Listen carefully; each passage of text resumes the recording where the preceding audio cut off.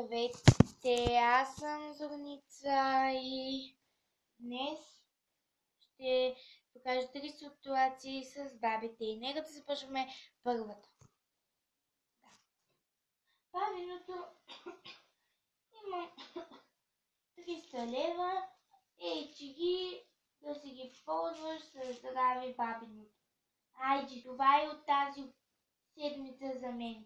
Другата седмица, ако ми донесеш още една шестица, ти давам 400 лева. Ай, мерси, бабо, много ти благодаря. 300 лева. Да, обикновено така се случват нещата. И вижте втората ситуация.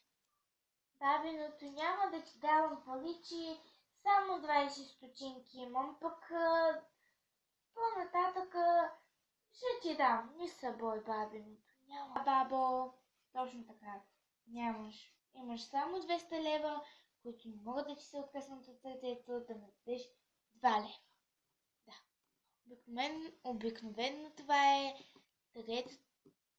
втората ситуация. Да. Втората ситуация и с това завършва нашия клип. За третата не остана време, съжалявам, но следващия път ще направим третата. Да, дайте thumbs up, абонирайте се за канала ми, долу в коментарите напишете следващата тема за клип и надявам се да ви е харесала. Виждане!